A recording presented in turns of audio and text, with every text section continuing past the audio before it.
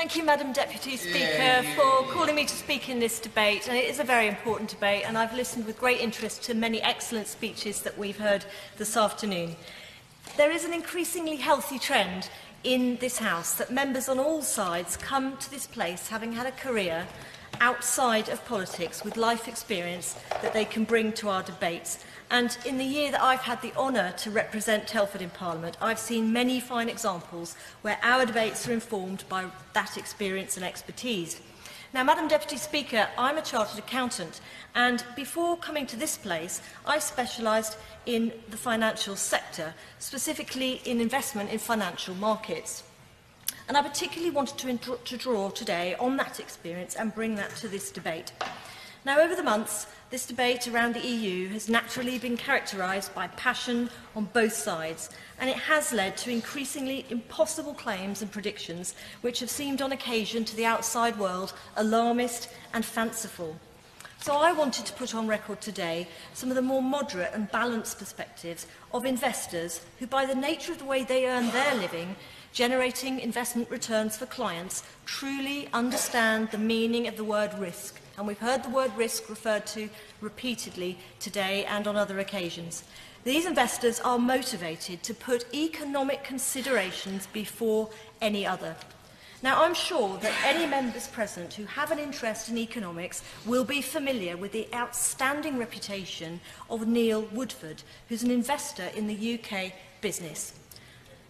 The Woodford report, published earlier this year, provides a balanced commentary on the economic impact of Brexit. And for those who really do genuinely harbour fears about a post-Brexit economy, I would encourage them to read this report. In case they don't have the chance, its main conclusions are that the most extreme claims about costs and benefits of Brexit are wide of the mark and are not evidence-based.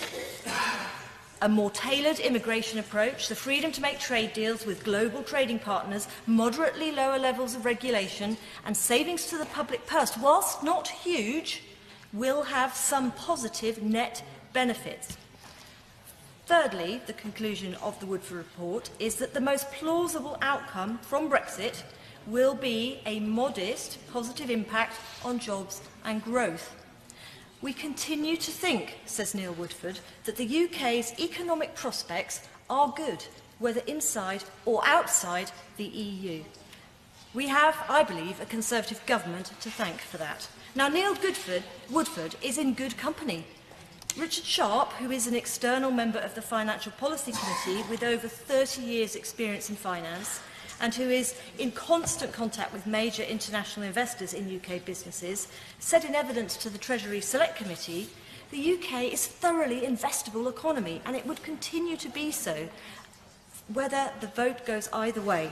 And it's the tone of these professional investors which is a welcome relief from some of the noise and sound and fury that political campaigns inevitably generate. Although I would say this debate today has been moderate and considered.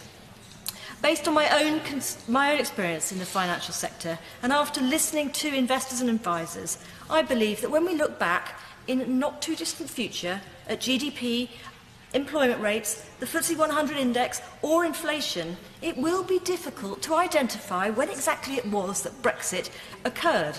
The FTSE 100 is up 17 billion today, and I think some people maybe haven't been following the markets. Now, I want to reassure the House that despite the ardent campaigners whose will to win I fully understand, we can sleep easy in our beds on June the 24th because the economy will remain strong either way.